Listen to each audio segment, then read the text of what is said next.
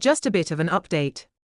I've just spoken to the local commander, and he's confirmed that the hotel is now being prepared to take in asylum seekers. So, the rumors were true. It's a shame really.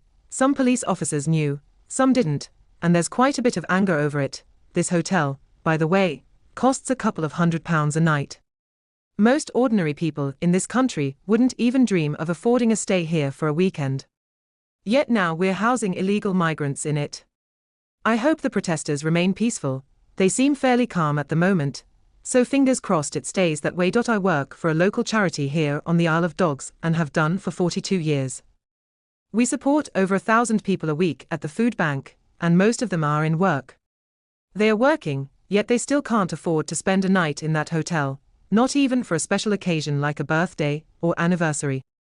We've got pensioners who are now afraid to sit in their own homes with the windows open. They need clothes because they are frightened. Whether it's just fearmongering or not, people genuinely feel unsafe in their own neighborhoods. School holidays have started, and children are out playing on the streets, as they should be. But parents are terrified their kids could be approached, or even molested by people who have no documentation, no identification, and come from a culture vastly different from ours, with no respect for women and children. These individuals weren't invited, and no one around here consented to or offered to contribute to their accommodation. This was simply imposed on us. After speaking with local councillors, including Mayor Rahman and the Aspire councillors, it's clear none of them knew what was happening today. This was a deal struck directly between the government and the Britannia Hotel. And here's the thing, this area has a very large Bangladeshi community, and over time, we've managed to integrate. But if any of these new arrivals were to approach local residents, I can tell you now, there will be serious unrest. You simply can't flood one area with hundreds of people all at once. There are 550 rooms in that hotel.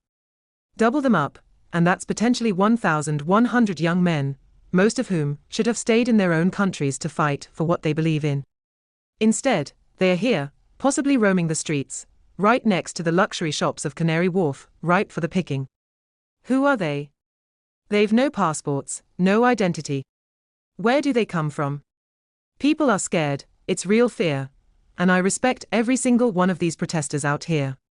They are standing silently and peacefully, saying enough is enough. What's happened is that the problem has simply been moved to the Isle of Dogs, and the Isle of Dogs won't tolerate it. It'll just keep being moved from one area to another. I genuinely feel for the police too.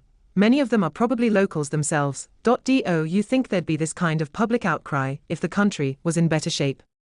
If NHS waiting lists weren't sky high, if public services were properly funded, would people still be so outraged at migrants being housed in hotels? The reality is people are struggling. Think of it like this. A lifeboat holds 300 people with supplies for 300, but if you put 600 in it, it'll sink. That's what's happening to our services. Try asking anyone here when they last saw a dentist. 1 in 10 might say it was recently, but most can't even get an appointment. Everything's gone online since COVID. That's not directly the fault of these migrants, but the strain is real. You can't get a GP appointment. You can't get into the dentist. Everything's collapsing. And I've never seen so many police on the Isle of Dogs in one go. I counted 12 vans. They are not here for nothing. They fear what could kick off. These protesters are local families, husbands and wives. They are not looking for trouble. If trouble comes, it'll be from outside agitators. I see it every day. I've been doing this work for over 4 decades. I honestly don't know where to start integrating these men. I don't know how many speak English. I know nothing about their backgrounds, and neither does anyone else. It's a mix of fear and disruption to the community. Yes, we're scared, it's the fear of the unknown. We don't know what's coming next, or how safe our streets will be for our families. The Isle of Dogs is a unique place. One way in, one way out. It's a proper community, everyone knows each other. If a child strays too far, someone tells them to go back home. That's the kind of place this is. Like someone said on the news last night, it's a tinderbox, and I'd hate for it to go up here. Could this be the spark? Possibly.